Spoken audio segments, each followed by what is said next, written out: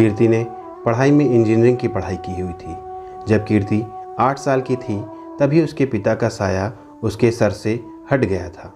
कीर्ति की माँ ने दिन रात एक करके अपनी बेटी की पढ़ाई पूरी करवाई और कीर्ति भी अपनी माँ के सपनों पर खरी उतरी और उसकी नौकरी लग गई।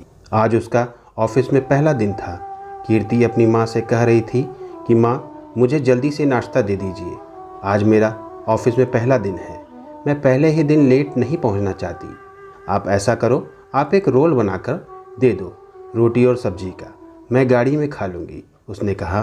कीर्ति खुद को आईने में देखकर तैयार हुई। सब कुछ परफेक्ट चाहती थी वो। अच्छी शर्ट पैंट, गले में एक स्कार्फ, हाथ में बड़े डायल की घड़ी वगैरह वगैरह।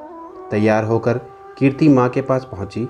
बेटी को देखकर माँ की आंखों से आंसू बहने लगे। कितने सालों बाद ये दिन आया है। अपनी बेटी को इस लायक बनाया कि आज बेटी एक बड़ी कंपनी में प्रोजेक्ट हेड बन गई थी। अपनी इंजीनियरिंग की पढ़ाई के बाद इतनी बड़ी कंपनी से बुलावा। वह दिन कीर्ति की माँ के लिए बहुत बड़ा दिन था। लगा जैसे उनके कष्टों के दिन खत्म होने वाले हैं। नाश्ता हाथ में लेकर माँ का पैर छूकर निकल पड़ी कीर्ति। उसके ऑफिस पहुँचते ही सभी से परिचय कराया उसके बॉस किशोर कुमार ने। इतना बड़ा ऑफिस और इतने लोग, उसकी आंखें जगमगा उठीं। उसने जाते ही काम शुरू कर दिया।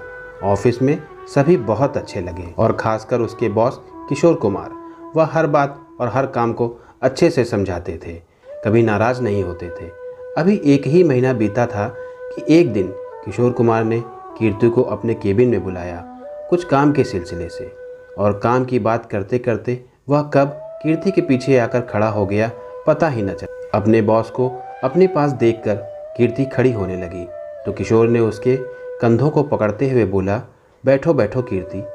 उसकी वो छुअन अजीब सी थी और उतनी ही अजीब थी उसकी नज़र। कीर्ति अंदर तक सिहर उठी थी। वो ऐसे स्पर्श को पहचानती थी क्योंकि न जाने कितनी बार अलग अलग हाथों ने उसे यहाँ वहाँ छुआ था। कभी बस में, कभी सड़क पर, कभी कॉलेज में तो कभी बाजार में। वो तब भी चुप थी और आज भी चुप ही रही। फिर वो अचानक से उठी और केबिन के बाहर चली गई।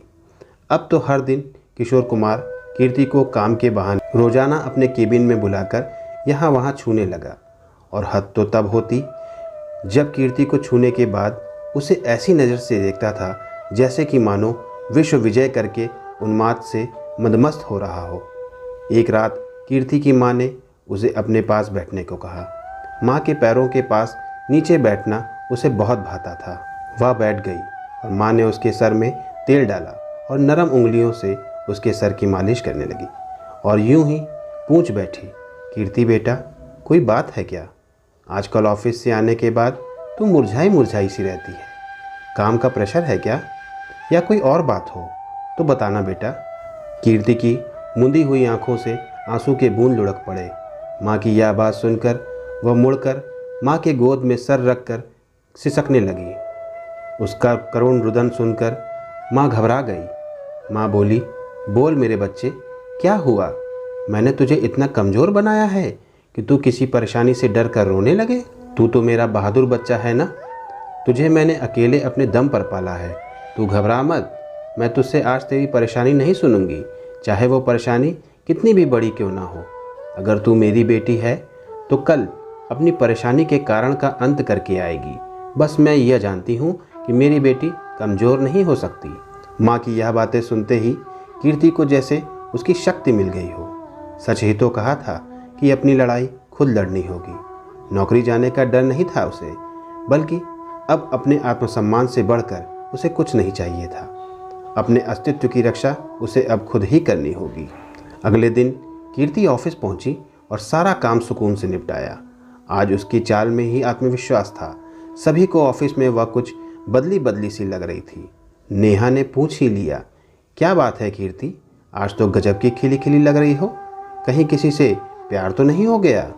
हाँ यार, प्यार तो हुआ है, अपने आत्मविश्वास से, अपने आत्मसम्मान से और अपनी हिम्मत से।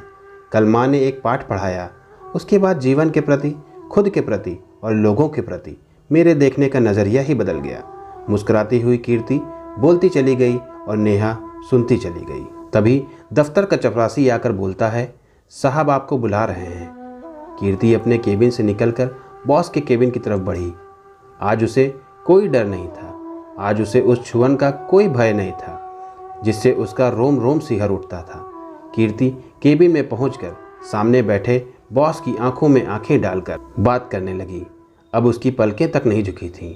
फाइल देने के बहाने किशोर कुमार ने उसका हाथ छुआ तो शेरनी जैसी उठ गई और बोली, सर शायद आपके हाथ इधर उधर फिसल रहे हैं, इसे संभालिए। शुरू में मैं आपके इरादे समझ नहीं पाई, पर अब समझ रही हूँ। मैं चुप बैठने वालों में से नहीं हूँ। आपकी बीवी और पुलिस दोनों तक ये खबर पहुँचाऊँगी और अभी के अभी बाहर सभी को बताऊँगी आपकी करतूत। सुधर जाइए, आपके 2 छोटे छोटे बच्चे हैं इसलिए चुप हूँ, वरना।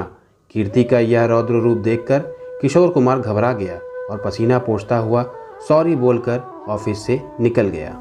कीर्ति मुस्कुराते हुए केबिन से बाहर आई और आज उसने अपने अंदर खुद के छुपे ताकत को पहचाना। आज पहली बार उसने किसी को ना कहा, पहली बार उसने अपनी चुप्पी तोड़ी और आज पहली ही बार कहा था अब बस। घर पहुंची तो ऐसे जैसे सारे जहां के फूल उसके गालों पर खिल गए थे। माँ ने बेटी के सामने खीर रखी जो वो जब खुश होती थी तब बनाती थी और भगवान को भोग लगाती थी। ले कीर्ति, मुझे पता है कि तूने अपने परेशानी का सामना कर लिया होगा और जीती भी होगी। बताना चाहे तो बताना, नहीं तो कोई बात नहीं।